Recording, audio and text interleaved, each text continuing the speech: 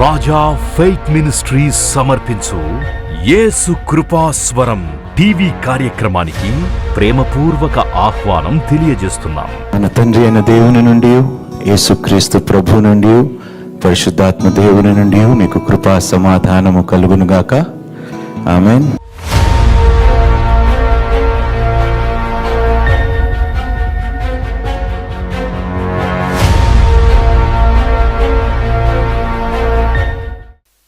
మీ జీవిత చక్రము బాగా ఉన్నంత వరకు వాక్యమనే ఊటని మీరు తవ్వండి, తోడుకోండి. ఈ వాక్యమును, ఈ నీళ్ళని తోడుకొని ఈ నీళ్ళతో ఉతక స్నానము చేసుకోండి అనుదినము. ఎందుకంటే ఏదో ఒక రోజు నీళ్లు తోడుకోవటానికి కొంతమందికి ఏమిటి, కంటి చూపు పోతుంది, కాళ్ళు చేతులు పనిచేయవు. బైబిల్ గ్రంథాన్ని పట్టుకోవాలంటే ఏమైతాయి, ఇట్లా వణుకుతారు, చదవలేరు. చక్రం ఒకరోజు ఇరిగిపోతుంది, కంటి చూపు తగ్గిపోబోతుంది. అందుకని అంటానమ్మా, ఎంత అద్భుతమైన మాటలు. మరణము వస్తుంది, కొంతమందికి ఇబ్బందికరంగా ఉండొచ్చు, కానీ అందరూ మరణించేవారు ప్రశాంతంగానే మరణిస్తారు. The last minutes of death is the most peaceful death. You ask anybody, the most peaceful death. చదువునా? మన్నైనది వెనుకటి వలనే మరలా భూమికి చేరును, ఆత్మ దాని దయచేసిన దేవుని యొద్దకు మరలా పోవును. మరణం అంటే ఇప్పుడు మనం పెద్దగా ఆలోచించవలసిన అవసరం, కానీ అది తప్పు. మరణము గురించి ఎందుకంటే కీర్తనకారుడు అంటాడు, నా దినములు లెక్కించుట నాకు నేర్పుము. నా దినములు లెక్కించుట నాకు నేర్పుము. ఇప్పుడు ఒక ప్రశ్న అడుగుతున్నాను. నిన్నటి దినము నాడు దేవునికి సంబంధించినది మీరు ఏం చేశారు, దేవునికి ఇష్టమైన పనులు ఏమేమి చేశారు అని నేను ఒక లెక్క అడిగితే ఎవరేం చెప్తారు? మిమ్మల్ని అందరినీ ఇదే ప్రశ్న అడగబోతున్నాడు. నువ్వు ఎవరో నేను ఎరగను అనే దినము రానియకండమ్మ మన జీవితంలో. బలా నమ్మకమైన మంచి దాసుడా, రా నాతో పాటు కలిసి భుజించు. హల్లెలూయా. ఈ దినములు రావాలయ్యా మనకి క్రైస్తవులుగా. ఈ మాట తీసుకుంటూ, taking this point that death is an enemy. మరణం ఏమై ఉన్నది మనకి చెప్పాలి, శత్రువై ఉన్నది. ఏదో ఒక రోజు ఈ శత్రువు మనల్ని చెప్పండి మృంగి వేయబోతుంది. కానీ భయపడవలసిన అవసరం లేదు. శత్రువుని ఎదుర్కొనే కృప దేవుడు పునరుద్ధానము ద్వారా మనకు అనుగ్రహించాడు. హల్లెలూయా. మరణమా నీ ముళ్ళు ఎక్కడా అనే విధంగా దేవుడు మనకి ఆ గొప్ప కృప దేవుడు పునరుద్ధానము తర్వాత మనకు అనుగ్రహించాడు. హల్లెలూయా. అందుకని అంటాను, మరణము గురించి మనం భయపడవలసిన అవసరము లేదు, కానీ నిశ్చయముగా మనము చనిపోతాము కాబట్టి బ్రతుకు దినములు మనము లెక్క పెట్టుకొని ప్రతి దినము మనము దేవునికి లెక్క అప్పగించుకునే విధముగా మనము బ్రతకగలిగితే మరణము గురించి మనం భయపడవలసిన అవసరము ఉండనే ఉండదు. నిన్నటి దినము గురించి పాపము చేసేసి ఈ రోజంతా ఆ పాపిష్టి దాని గురించి ఆలోచించుకొని దేవుడు అనుగ్రహించిన ఈ మంచి దినమును మనం వృధాపరుచుకున్నట్టుగే కదా. అవునా కదా? చాలా మంది యవనస్తులు చేస్తారు, రాత్రి పాపం చేస్తారు, ఉదయం అంతా దాని గురించి ఆలోచించి ఉన్న దినముని కూడా, ఆ దినము నువ్వు పిలువబడ్డావు అనుకో, ఆ దినము నువ్వు మరణించావు అనుకో, ఆ దినము మరణము నీకు సంభవించిందనుకో, ఏం లెక్క చెప్తావు దేవునికి? అయ్యా పాపము చేశాను, ఏం చేయాలో దాని గురించి ఆలోచించాను అని లెక్క చెప్తావా? మాట చెప్తావా? అమ్మా రేపో మాపో ఖచ్చితంగా చచ్చిపోతాము, 100%. తల్లిదండ్రులు ముందు పోవచ్చు, పిల్లలు తర్వాత పోవచ్చు, పిల్లలు ముందు పోవచ్చు, తల్లిదండ్రులు తర్వాత పోవచ్చు, కానీ మరణము ప్రతి ఒక్కరికి వారి కుటుంబంలో ఖచ్చితంగా రావాల్సిందే. దాన్ని తప్పించుకోవటానికి వీళ్ళు లేదు. అందుకనే బైబిల్ గ్రంథము చెప్తుంది, బాలుడు నడవవలసిన త్రోవలో వానికి నేర్పుము, పెద్దవాడైనప్పుడు మీరు చెప్పండి, నాన్న ఒకరోజు చచ్చిపోతాము, బహుశా నేను ముందు పోవచ్చు, నువ్వు ముందు పోవచ్చు, కానీ లెక్క బరాబర్ నేను ఇవ్వాలి, నువ్వు కూడా ఇవ్వాలి. లెక్క ఇచ్చే విధంగా బ్రతుకున్నాన్న, లెక్క ఇచ్చే విధంగా ఎలా బ్రతకాలో ఇదిగో ఈ బైబిల్ నుండి నేను నీకు నేర్పిస్తున్నాను, నేర్చుకో అని మీ పిల్లలకి చెప్పండి.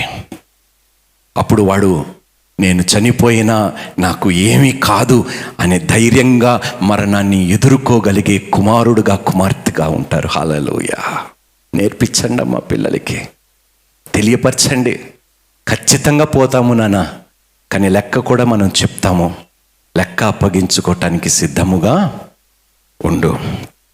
ప్రసంగి 7వ అధ్యాయము 1వ వచనం నుండి 4వ వచనం వరకు చదువుదాం నేను. సుగంధ తైలము కంటే మంచి పేరు మేలు. ఇప్పుడు ఎంతమంది సెంట్లు ఇష్టపడతారండి? చెప్పాలి, అందరికీ సెంట్ అంటే ఇష్టమా లేదా? కొంతమంది అయితే 10,000 15,000 నేను ఓన్లీ టాల్కమ్ పౌడర్ వాడుకుంటా, సెంట్లు మానేసిన. ఎందుకంటే పనికి మాలినది, ఎందుకు అంత పైసలు పెట్టుకొని పూసుకోవటం చెప్పండి. ఎంత సెంటు పూసుకున్నా కూడా గంట సేపు చెమటలు కడితే సెంటు లేదు, అంత కంపే, అవునా కాదా? దానికోసం 5,000 10,000 20,000. అంతేగాని పేదవాడికి ఇవ్వడంట. వాడు చెమట కంపుని కప్పుకోవటానికి 10,000 ఖర్చు పెడతాడు, కానీ పేదవాడికి ఇవ్వడంట. బేష్, లెక్క చెప్పుకుందాం. అందరు సెంట్లు కొన్న వాళ్ళందరూ లెక్క చెప్పుకోవడానికి సిద్ధంగా ఉండండి. అమ్మా, ఎంతసేపు ఉంటుందమ్మా ఆ సువాసన మీ శరీరం మీద? చెప్పాలి ఎంతసేపు ఉంటుంది? దినమంతా ఉంటుందా? కాసేపు ఉంటుంది. కానీ దేవుడు ఏమంటున్నాడు కదా, చదువు. సుగంధ తైలము కంటే మంచి పేరు మేలు. హల్లెలూయా. మీరు చనిపోయేలోపు సంపాదించవలసింది సెంటు బాటలు కావు. ఏం సంపాదించుకోవాలి? మంచి పేరు. ఆ మంచి పేరు దేవుడు ఇస్తానంటున్నాడు. హల్లెలూయా. ఘనత, కీర్తి, ఖ్యాతి దేవుడు నీకు ఇస్తానంటున్నాడు. దేవునికి స్తోత్రము. 91 కీర్తనలో ఒక మాట ఉంటుంది, ఆయన నన్ను ప్రేమిస్తున్నాడు గనక నేను అతనిని తప్పించదను, ఆయన నా నామము ఎరిగినవాడు గనక నేను అతనిని ఘనపరచెదను. హల్లెలూయా.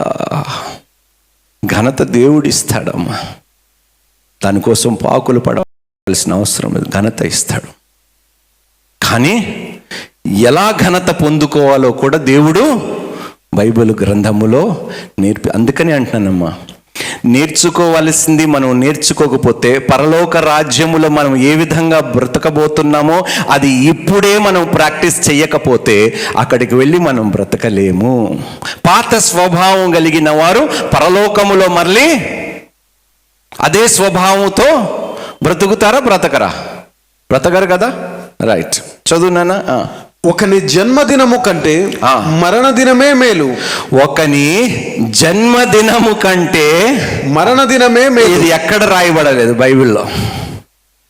నీ పుట్టినరోజు కంట నీ సావు దినం మంచిదంట. ఎంత గొప్ప మాట అండి, అవునా కాదా చెప్పండి? అందరూ పుడతారు, అందరూ చనిపోతారు. ఇది కొంతమంది పుట్టిన వెంటనే చనిపోతారు. చాలామంది బైబిల్ గ్రంథములోనే, మన యోబు కూడా అంటాడు, తల్లి గర్భములో ఉన్నప్పుడే నన్ను ఎందుకు చంపేయలేదంటాడు. ఖచ్చితంగా మనం చచ్చిపోతాం నాన్న. కానీ దేవుడు మహాజ్ఞానుడైన సొలొమోను ద్వారా ఏమంటున్నాడు అంట, మళ్ళీ ఆ వాక్యం చదువు. ఒకని జన్మదినము కంటే మరణ దినమే మేలు. హల్లెలూయా. ఎంత అద్భుతమైన మాట అండి. దేవునికి ఆయన దాసులు చనిపోవటము ఇష్టమై ఉన్నది. The death of his servants pleases the Lord. యెహోవా భక్తుల మరణము ఆయన దృష్టికి విలువగలది. హల్లెలూయా. ఆయన దృష్టికి, అందుకని అంటున్నాడు, యెహోవా భక్తులు అంటే దేవునికి ఇష్టలుగా జీవించి మనం మరణించినప్పుడు ఏమిటి, ఆయనకి విలువ గలదంట. Hallelujah. The death of his saints is precious in the sight of the lord. విందు జరుగుచున్న ఇంటికి పోవుట కంటే ప్రలాపించుచున్న వారి ఇంటికి. తెలంగాణలో మనకి మాక్సిమం ఇష్టపడేది ఏంటి, అరే దావత్ ఉందా లేదా అని అడుగుతాం, అవునా? తెలంగాణలో మనకి అలవాటైంది ఏంటి, అరే దావత్ ఎదురా అంటాం. ప్రతిదానికి దావతులకు పోవద్దు అంటున్నాడు దేవుడు. ఎక్కడికి పోమంటున్నాడు? ప్రలాపించుచున్న వారి ఇంటికి పోవుట మేలు. ప్రలాపించుచున్న వారి ఇంటికి వెళ్ళి చూడు, ఆ పరిస్థితులు చూడు, వారు ఏ విధంగా ఏడుస్తున్నారో పోయిన వారిని బట్టి నేర్చుకో, తెలుసుకో, అర్థం చేసుకో. నీవు కూడా ఒకరోజు వారిలాగే మట్టిలో కలిసిపోబోతున్నావు, అది నువ్వు గ్రహించు అని అక్కడికి వెళ్ళమంటున్నాడు దేవుడు. అమ్మా, ఎంతమంది శ్మశాన వాటికి వెళ్ళారండి? చేతులు ఎత్తండి. మనం ఇప్పుడు నిలువుగా వెళ్ళాము, ఒకరోజు అడ్డంగా పోతున్నాం. పోవటం మాత్రము తెలుసు మీకు, అయినా సిద్ధపడం మనం. అదే బొందలో పోవాలి మనం. నిలువుగా వెళ్తాం ఒకరోజు. నిలువుగా వెళ్ళినందుకు సంతోషించండి, ఇంకా అడ్డంగా పోలేనందుకు దేవునికి స్తోత్రాలు చెల్లించండి. కానీ అడ్డంగా పోయే రోజు ఒకరోజు వస్తుంది, లెక్క చెప్పే రోజు వస్తుంది. చదువు నాన్న. ఎలయనగా మరణము అందరికీ వచ్చును, మరణము అందరికీ వచ్చును, కనుక బ్రతుకువారు దానిని మనస్సున పెట్టుదురు. మనసులో పెట్టుకోమంటున్నారు.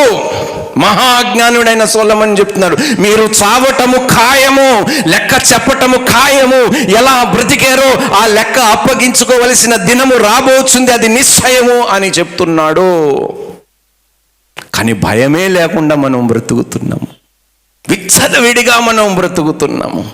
మరణము సంభవిస్తుందనే ఆలోచనే లేకుండా మనం బ్రతుకుతున్నాం. దౌర్జన్యాలు, దోపిడీలు, పగ, ప్రతీకారాలు, పొరుగు వాడినది ఆశించటము, లాక్కోవటము, కొట్లాడుకోవటము, చిచ్చు పెట్టుకోవటం, ఇది కూడా ఒక బ్రతుకేనా? దీనికోసమేనా యేసు చనిపోయి మీకు నూతన జీవితాన్ని ఇవ్వాలని ఆశ? దీనికోసమేనా? ఈ విధంగా బ్రతుకుతారనేనా? ఏమి లెక్క చెప్పబోతున్నామా దేవునికి? 24 గంటలు బూతు మాటలు, 24 గంటలు చెడు తలంపులు, 24 గంటలు అమ్మాయిల గురించి, 24 గంటలు దావతుల గురించి, 24 గంటలు పార్టీల గురించి. అరే ఇందుకోసమేనా యేసయ్య చనిపోయింది, పునరుద్ధానుడై నూతన జీవితం ఇచ్చినది? ఇదిగో పాతవన్నీ చెప్పండి గతించను, అన్నీ ఎప్పుడు కొత్తగా అయినట్టుగా ఎప్పుడు బ్రతుకుతాము? పాతవి ఎప్పుడు విడిచిపెడతాము? అమ్మా, పాత స్వభావంతో ఎవ్వడు పరలోకములో ప్రవేశించలేడు.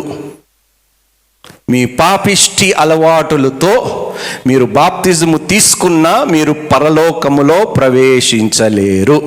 ఇది ముమ్మాటికి సత్యము. దేవుడు పాపముని సహించనేరడు.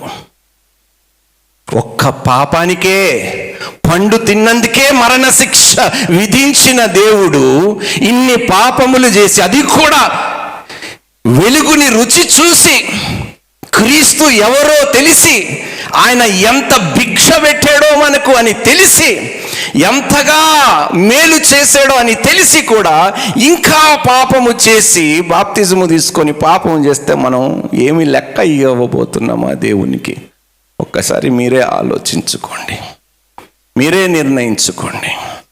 మీ పాత అలవాట్లు మిమ్మల్ని విడిచి వెళ్ళకపోతే అవి డైరెక్ట్ మిమ్మల్ని నరకానికే తీసుకుపోతాయి. మీరే డిసైడ్ చేసుకోండి, నాకు ఈ వద్దు, ఈ బ్రతుకొద్దు, ఈ పాత ఆలోచనలు వద్దు, ఈ పాత స్వభావం వద్దు, క్రీస్తు మనసు కలిగి నేను బ్రతుకుతానని నిర్ణయించుకున్న వారు ఈరోజు ధన్యులు. వారు నిశ్చయముగా పరలోకములో ప్రవేశిస్తారు. నవ్వుట కంటే దుఃఖపడుట మేలు. ఏమిటంట చెప్పండి. యవనస్తులకు జోకులు భలే ఇష్టం. ఏమిటి? సరసోక్తులు, డబల్ మీనింగ్ జోకులు. నవ్వండబ్బా, అక్కడ ఉంటుంది. లెక్క చెప్తున్నప్పుడు మీరు నవ్వటం కాదు, ఏడుపు మాత్రమే మిగులుతుంది. కానీ కొంతమందికి సంతోషము మిగలబోతుంది. దేవునికి స్తోత్రం. ఇక్కడ ఏడ్చిన వారికి అక్కడ సంతోషము మిగలబోతుంది. హల్లెలూయా. జాగ్రత్తగా ఉండండి అమ్మా. నేను అందుకనే అంటాను, సంతోషంగా ఉండరు అంటే అందరు చేతులు ఎత్తారు. ఎందుకు సంతోషంగా ఉండరో వాళ్ళకే తెలియదు. ఏ విషయమై సంతోషంగా ఉన్నారో వారికే తెలియదు. ఏం లెక్క అప్పగించటానికి వారు సంతోషంగా ఉన్నారో చదువు నాయన. నవ్వుట కంటే దుఃఖపడుట మేలు. ఏలయనగా ఖిన్నమైన ముఖము హృదయమును గుణపరచును. ఏమిటంట? ఖిన్నమైన ముఖము, సారోఫుల్ ఫేస్, హృదయమును గుణపరచును. గుణపరచును అంట. ఎంత అర్థమవుతుందమ్మా మీకు? ఆలోచించండి అమ్మా, విచారించండి. నా బ్రతుకు ఏమిటి? ఎందుకు నేను రక్షించబడ్డాను? దేవుని ఉద్దేశం ఏమిటి? నన్ను ఏమి చేయగోరుచున్నాడు దేవుడు? నేను ఏమి లెక్క అప్పగించబోతున్నాను? ఈ విధంగా బ్రతుకుతే దేవునికి ఇష్టముగానే ఉన్నదా? నేను మరణించినప్పుడు నేనేమి లెక్క ఇవ్వబోతున్నాను ఆ పరిశుద్ధునికి? ఆ పరమ తండ్రి ముందు నేను నిలబడినప్పుడు నేను ఏ విధంగా ముఖము చూపించకపోతున్నాను? ప్రశ్నించుకోండి అమ్మా. రేపో మాపో మనం ఖచ్చితంగా చనిపోబోతున్నాము. లెక్క అప్పగించుకోవటానికి సిద్ధముగా ఉండండి. లెక్క అప్పగించుకునే స్థితిలో మీరు బ్రతుకుతుంటే దేవుడు ఖచ్చితంగా మీకు శ్రేష్టమైన స్థలము పరలోకములో ఏర్పరచుకొని ఉన్నాడు. హల్లెలూయా. చదువునానా. జ్ఞానుల మనస్సు ప్రలాపించు వారి ఇంటి మీద నుండును, అయితే బుద్ధిహీనుల తలంపు సంతోషించు వారి మధ్య నుండును. ఈ లోకము రెండు భాగాలుగా విడదీయబడ్డది. జ్ఞానులు, మనం ఏ కోవలో ఉన్నాము? యేసుక్రీస్తు ప్రభువారు ఒక ఉపమానము చెప్తూ పెళ్లి గురించి, ఆయన పెళ్లి కుమారుడు వచ్చినప్పుడు 10 కన్యల్లోని 5 బుద్ధిగల కన్యలు, 5 బుద్ధి లేని కన్యలు. ఈ బుద్ధిగల కన్యలు చేసిన పని ఏమిటి? Your lamp, your word is a lamp, is a light unto my feet. నీ వాక్యమే నా మార్గముకు ఒక దివిటి, ఒక దీపమై ఉన్నది. Your commandment is a lamp, నీ ఆజ్ఞలే దివిటి అంటాడు ఒక చోటు. వాళ్ళు ఏం మోసుకొని వెళ్ళారంట? ఏం కలిగి బ్రతికారంట? చెప్పండి. దేవుని ఆజ్ఞలు, దేవుని వెలుగు మార్గములో వారు నడిచారు. ఇంకొక వర్గము ఏమీ సిద్ధపడలేదు. ఏం జరిగింది సిద్ధపడకపోతే? ఆ బుద్ధి లేని కన్యలకి ఏం పరిణామము చెప్పాలి? ఏం జరిగింది? తలుపు వేయబడి వాళ్ళు తలుపు కొడుతూ ఉంటే ఏమని చెప్పాడు? మీరు ఎవరో? అందరూ బైబిల్ పట్టుకుంటున్నారు, అందరూ బైబిల్ పట్టుకుంటున్నారు, అందరి దగ్గర దివిటీలు ఉన్నాయి, నూనె మాత్రము లేదు. చాలా తక్కువ మంది దగ్గర మాత్రమే నూనె ఉన్నది. సిద్ధపడండి అమ్మా. నూనె అయిపోతుందని గ్రహించినప్పుడు మళ్ళా ఒక సాంగ్ ఉంది ఇంగ్లీష్లో, give me oil in my lamp, keep me burning. నా దివిటిలో నూనె అనుగ్రహించి నా దీపము ఆరిపోకుండా చూడు ప్రభువా. Give me oil in my lamp and keep me burning. ఇదంతా పాత నిబంధనలోని మాటలు కాదండి, కొత్త నిబంధనలో కూడా ఇవే మాటలు యేసుక్రీస్తు ప్రభు వారు కూడా బోధించారు. ఆశ్చర్యం ఏమిటంటే, ఒక మనుష్యుణ్ణి యేసుక్రీస్తు ప్రభు వారు మూర్ఖుడు అని పిలిచాడు. ఫూల్. మూర్ఖుడు అంటే ఇంగ్లీష్లో చూద్దామండి ఏమన్నాడు, ఎందుకు పిలవలసి వచ్చింది ఒకసారి చూద్దాం. లూకాసు వార్త 12వ అధ్యాయము 13వ వచనము నుండి చదువుకుందాం. ఆ జన సమూహములో ఒకడు, బోధకుడా పిత్రార్జితములో నాకు పాలు పంచి పెట్టవలనని చాలా మంది వస్తారు, బ్రదర్ ఆస్తిపాస్తులు గొడవలు అవుతున్నాయి బ్రదర్, మా ఇంట్లో చాలా ప్రాబ్లమ్స్ ఉన్నాయి బ్రదర్, ప్రేయర్ చేయండి అంటే, ఓరి దేవా ఏం ప్రేయర్ రిక్వెస్ట్లు అయ్యా, ఏం ప్రేయర్ రిక్వెస్ట్లు. యేసుక్రీస్తు ప్రభు దగ్గర కూడా వచ్చి ఆ మాట చెప్పినప్పుడు యేసుక్రీస్తు ప్రభు వారు ఏమన్నారో చూడండి. పిత్రార్జితములో నాకు పాలు పంచి పెట్టవలనని నా సహోదరునితో చెప్పుమని ఆయనను అడుగగా ఆయన పోయి మీ మీద తీర్పరిగానైనను పంచిపెట్టువానిగానైనను నన్నెవడు నియమించినని అతనితో చెప్పాను. మరియు ఆయన వారితో మీరు ఏ విధమైన లోభమునకు ఎడమియక జాగ్రత్త పడుడి. మీరు ఇంత కాస్త చోటు ఇచ్చినా కూడా అది మీ జీవితాన్ని, అమ్మ పులిసిపోయినది పిండిలో ఎక్కువ వేస్తే పని చేస్తుందా, కాస్తంత వేస్తే పని చేస్తుందా చెప్పాలి. అందుకనే అంటున్నాడు, మరి చదువునన్న ఆ మాట, మీరు ఏ విధమైన లోపమునకు ఎడమియక జాగ్రత్త పడు. ఎడమియక జాగ్రత్త పడుడి. ఒకని కలిమి విస్తరించుట వాని జీవమునకు మూలము కాదనను. మరియు ఆయన వారితో ఈ ఉపమానము చెప్పెను. ఒక ధనవంతుని భూమి సమృద్ధిగా పండెను. అమ్మ ఇప్పుడు నాకు ఒక ప్రశ్న, నా దగ్గర ఏమీ లేదు అన్నవారు ఎవరైనా ఉన్నారా? లోక సంబంధమైనవైతే లేవు, కానీ ఆత్మ సంబంధం అయితే సంపూర్ణంగా అనుగ్రహింపబడ్డది. హల్లెలూయా. ఏ కొదువ దేవుడు ఆత్మ సంబంధమైన విషయాలు కొదువ చేయలేదు. దేవునికి స్తోత్రము. 1 కొరింథీయులకు రాసిన పత్రికలోనే 1వ అధ్యాయంలో 5వ వచనంలో ఒక మాట ఉంటుంది చూడండి. క్రీస్తును గూర్చిన సాక్ష్యము మీలో స్థిరపరచబడినందున ఆయన యందు మీరు ప్రతి విషయములోను, ఆయన యందు మీరు ప్రతి విషయములో అనగా సమస్త ఉపదేశములోను సమస్త జ్ఞానములోను సమస్త జ్ఞానములోను ఐశ్వర్యవంతులైతిరి. నా దగ్గర ఏమీ లేదు పాస్టర్. దేవుడు ఏమంటున్నాడండి, ఈ భూమి మీద ఎంత ఉన్నా మనిషికి తృప్తి ఉండదు. నేను ఎప్పుడు అంటాను గుర్తుందా, సైకిల్ ఉన్నవాడికి ఏం కావాలి? బైక్ కావాలి. బైక్ ఉన్నోడికి ఏం కావాలి? కారు ఉన్నోడికి ఏం కావాలి? చిన్న కారు ఉన్నోడికి పెద్ద కారు కావాలి. బాగా పెద్ద కారు ఉన్నోడికి ఏం కావాలి? విమానం కావాలి. ఆడు గాలిలో నుండి అట్టే పోతాడంట. హద్దు లేదు అంటే ఆకాశమే హద్దు అన్నాడు కాబట్టి ఆడికెళ్ళి ఆడే పోతాడంట. దురాశ దుఃఖమునకు అరే తెలుసా మరి ఎందుకండి లోకము విషయములు ఇంతగా ఆశిస్తున్నాం మనము? లోక సంబంధమైన ఏ విషయమైనా మనము భూస్థాపితము చేయబడినప్పుడు తీసుకొని వెళ్తామా? పరలోకానికి తీసుకొని వెళ్తామా? ఈ భూమి మీద మీరు సంపాదించినది ఏదైనా పరలోకానికి తీసుకొని వెళ్తానన్న నాథులు ఎవరైనా ఉంటే ఒకసారి మీ చేతులు జర చూపియండి. ఏమి తీసుకొని వెళ్ళరు కానీ అన్నీ కావాలంట.